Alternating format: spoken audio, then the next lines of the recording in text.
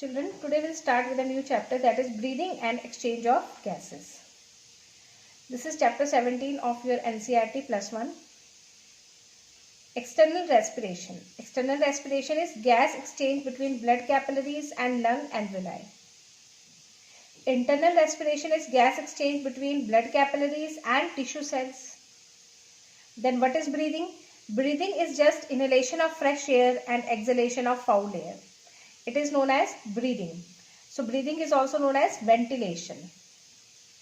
So children, first we will discuss requirements for efficient gaseous exchange. So what are the main requirements for efficient exchange of gases? First, the respiratory surface should be large, thin and moist. For efficient gaseous exchange, the respiratory surface should be thin, large and moist. It should be readily permeable to respiratory gases. Which are respiratory gases? Oxygen and carbon dioxide. So, the respiratory surface should be permeable to respiratory gases. Third, it should be in direct or indirect contact with source of oxygen. The respiratory surface should be in direct or indirect contact with source of oxygen. Source of oxygen can be air or water. Like for fishes, it is water, source of oxygen, and for humans, it is air. If the animal has blood, like humans, the respiratory surface must have rich blood supply. So, there are four main requirements for the efficient gaseous exchange. First is the respiratory surface should be thin, moist and large. Second, it should be permeable to respiratory gases. Which are respiratory gases? Oxygen and carbon dioxide. Third, it must be in direct or indirect contact with source of oxygen. Source of oxygen can be air or water. And if the animal has blood, the respiratory surface must have rich supply of blood.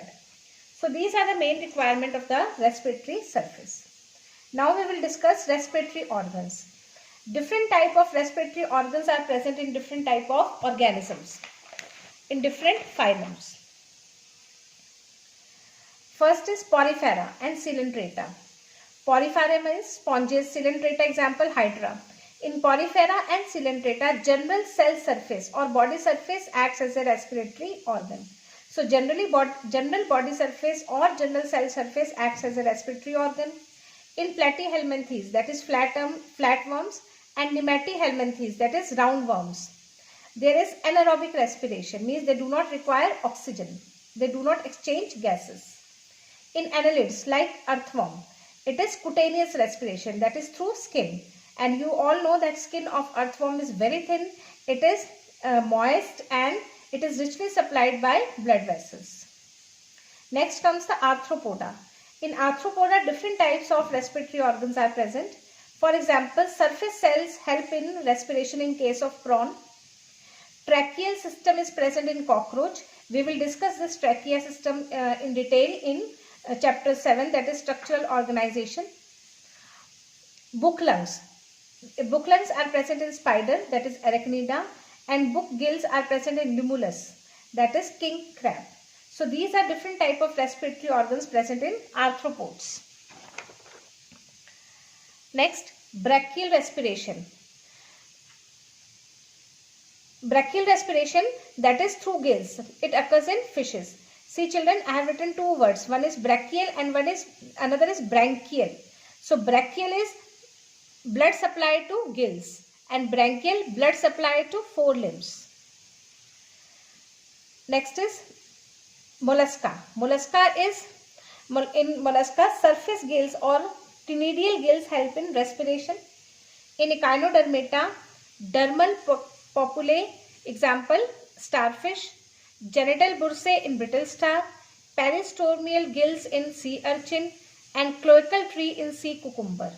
So these are different respiratory organ in case of echinodermata. Dermal populae in starfish, genital bursae in brittle star, peristomial gills in sea urchin, cloacal tree in sea cucumber. In fishes, gills, that is brachial respiration. In amphibians, lung, skin or buccopharyngeal cavity. In frog, for example, all these three structures help in respiration. Skin, buccopharyngeal cavity and lungs. When the frog is on land, then it breathes through lungs. And when it is in water, it can breathe through skin or buccopharyngeal cavity.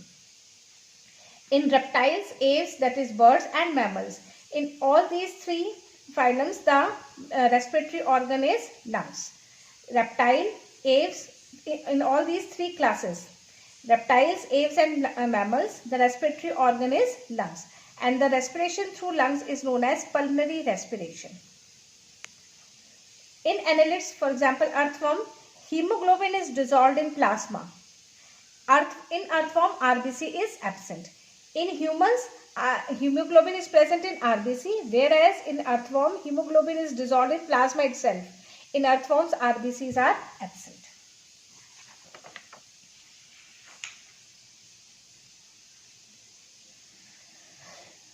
Next is type of respiration, anaerobic and aerobic.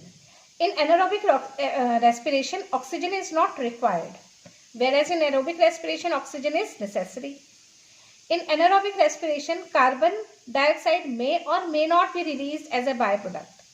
In aerobic, carbon dioxide is always released as a byproduct. Anaerobic respiration occurs in cytoplasm of the cell, but in aerobic respiration, you need mitochondria. It occurs in cytoplasm and mitochondria. In anaerobic respiration, very low amount of energy is released. Example, mature RBCs. Because mature RBCs do not have any cell organelles and they undergo anaerobic respiration. So very low amount of energy released in case of anaerobic respiration. In case of aerobic respiration, large amount of energy is released. Most plants, animals and immature RBCs carry out aerobic respiration. So this was a general overview of respiratory system. In this we have studied the different respiratory organs present in different phylums, different animals, and we have studied the characteristic which a good respiratory surface should have, and we have distinguished between anaerobic and aerobic respiration. Next we come to human respiratory system. Human respiratory system consists of various parts. It starts from external nares, that is nose, and it terminates in alveoli, which is a miniature lung. So we will study all these parts one by one. First is external nares. See, this is external nares, external openings, external nostrils present in the nose. These external nares lead into nasal cavity. These external nares lead into nasal cavity. This nasal cavity is divided into nasal chambers. This whole is nasal cavity. This nasal cavity is divided into two nasal chambers by nasal septum. Then these two nasal chambers leads into internal nares. Internal nares open into pharynx and pharynx opens into trachea. So this is the respiratory pathway till trachea. Trachea then bifurcates into two parts, primary bronchus. Each primary bronchus leads into lungs. So external nares, then nasal cavity divided into two parts, that is nasal chamber, and then internal nares. These nasal chamber is also divided into three parts. See children, there is no anatomical partition between these three chambers, but according to their functions, we have divided nasal chambers into three parts. And these three parts are vestibular part, respiratory part and olfactory part. Vestibular, respiratory and olfactory part.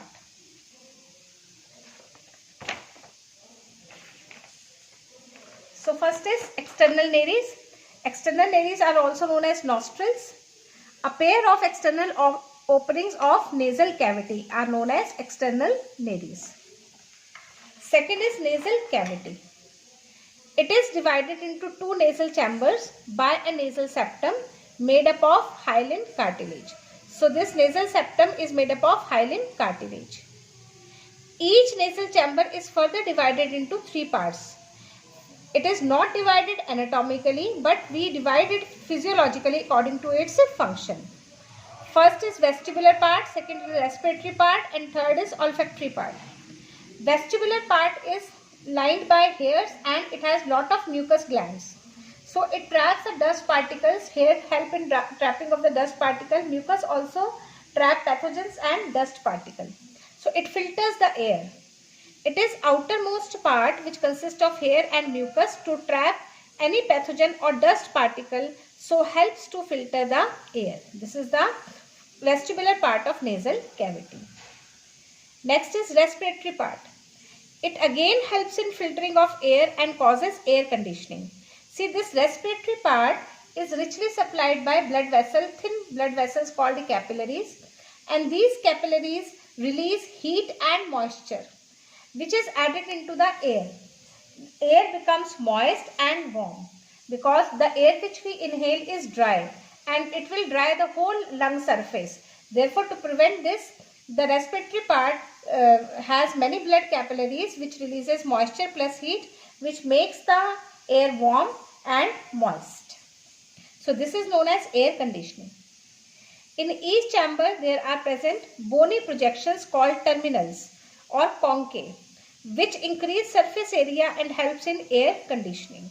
See, in respiratory part there are present conchae, bony projections or conchae, which help to increase the surface area. Next is olfactory part. Olfactory part is lined by Schneiderian membrane or olfactory epithelium. Olfactory part is lined by Schneiderian membrane or olfactory epithelium, which helps in smell.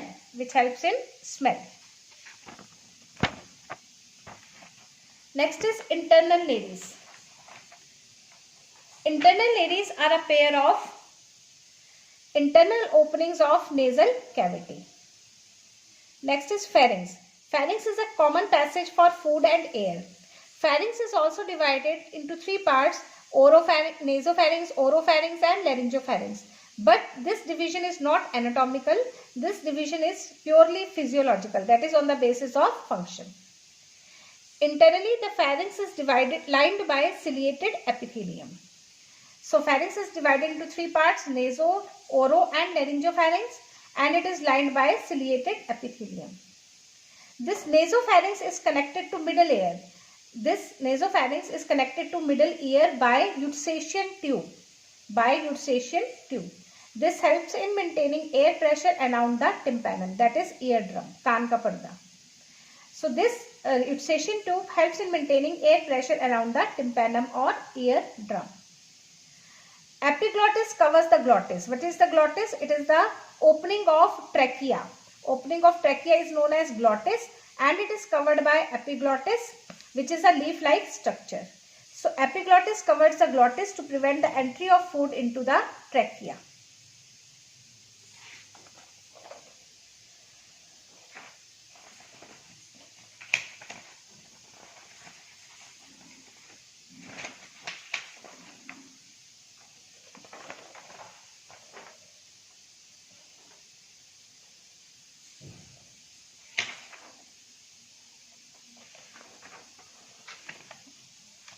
Next is larynx. Larynx is called sound box or voice box. It is a cartilaginous box having total 9 cartilages. Larynx is also called sound box or voice box. It is a cartilaginous box having total 9 cartilages, 3 paired and 3 unpaired. Glottis is slit-like opening passing through the larynx. So this larynx has 2 pairs of vocal cord. One pair is known as true vocal cord and the other is known as false vocal cord. When the air strikes with the true vocal cord, voice is produced. So it has 9 cartilages, out of which 3 are paired and 3 are unpaired. So total 9. I will discuss only one cartilage, and that is thyroid cartilage. This is C-shaped or V-shaped, made up of hyaline cartilage. This cartilage is hyaline cartilage. It is C-shaped or V-shaped. It is single cartilage located in front of vocal cords. Largest cartilage of the larynx. Thyroid cartilage is the largest cartilage of the larynx. If thyroid cartilage gets enlarged in size and it occurs in males, then it is named as Adam's apple. So during puberty, this thyroid cartilage enlarges in case of males and it is known as Adam's apple. Larynx can also be called Adam's apple because its prominency is due to the thyroid cartilage.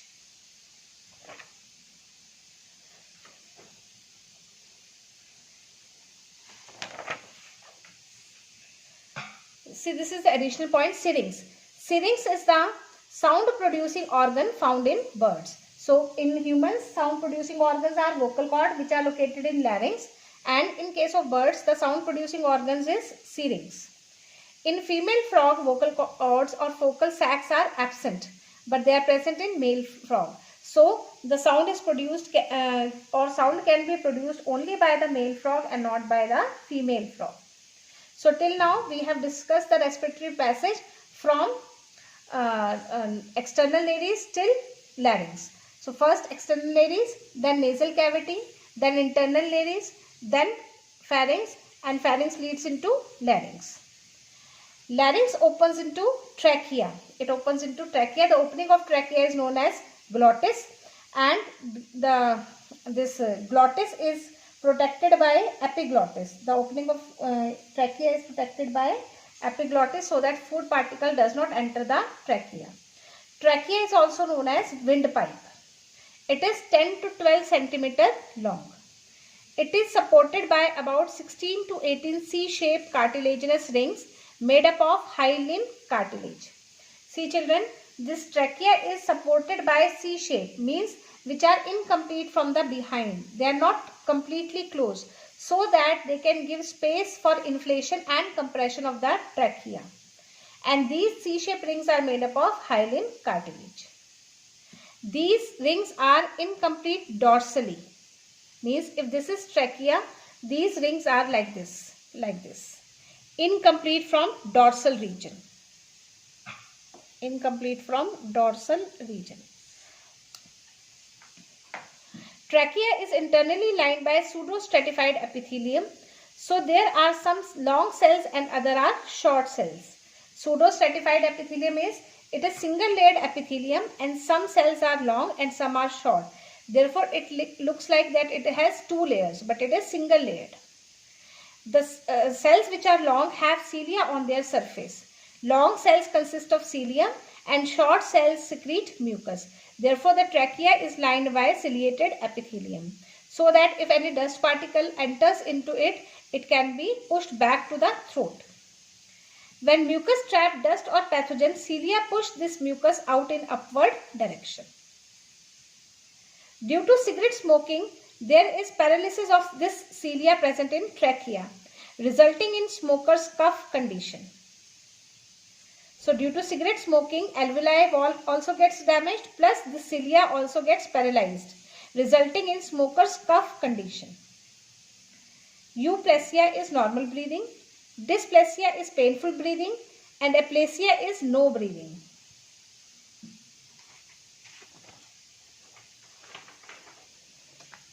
Then trachea divides into right primary bronchus and left primary bronchus at the level of 5th thoracic vertebra. This is very important children. This trachea divides into two parts, primary bronchus, that is right primary bronchus, and left primary bronchus. And each primary bronchus enters into the lung, right lung and left lung. This division occurs at the level of 5th thoracic vertebra. Next we come to main part of our respiratory system, that is lungs. Lungs are also known as pulmonae.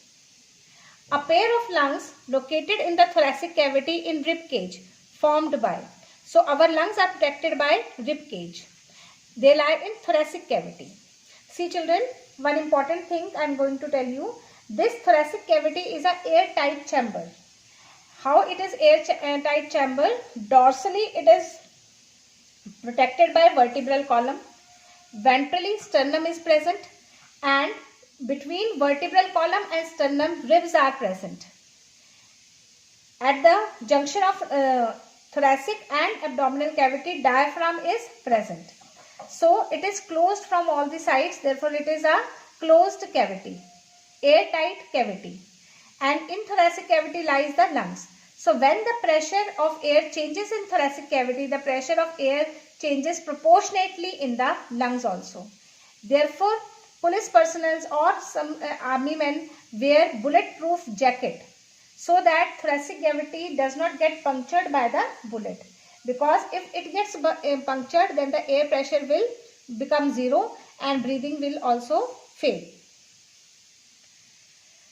So this thoracic cavity is formed by diaphragm at the base, sternum ventrally, ventrally, vertebral column dorsally, and between sternum and vertebral column ribs are present laterally. Between the ribs, muscles are present which are known as intercostal muscles. Our lungs are protected by two coverings. So coverings, each lung is protected by outer parietal pleuron and inner visceral pleuron. So our lungs have two coverings. Outer one is known as parietal pleuron and inner one is known as visceral pleuron. The cavity between the two layers is known as pleural cavity. The cavity between the two is known as pleural cavity. See children, I have drawn here. This is parietal pleuron and this is visceral pleuron. The cavity between the two is known as parietal cavity. And this parietal cavity is also filled with pleural fluid, which allows a friction-free movement of the lungs, which prevents the sticking of the two membranes during inhalation and exhalation. So our lungs are protected by outer parietal pleuron and inner visceral pleuron.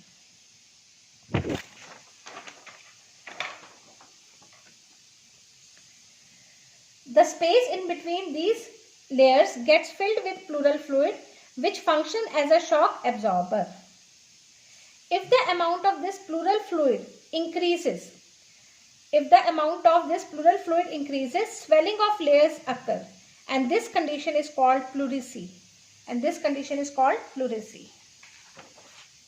So this is trachea and this is primary bronchus. This right primary bronchus enters into the right lung, left primary bronchus enters into the left lung. Right lung is little bit bigger than the left lung. Left lung has a notch, a cavity on the posterior side, which is known as cardiac notch. In this cavity, heart lies. The space between the two lungs, that is this space, is known as mediastinum. This is diaphragm. Left lung is divided into three parts: superior lobe, middle lobe and inferior lobe. Whereas left lung is divided into two lobes, superior lobe and inferior lobe.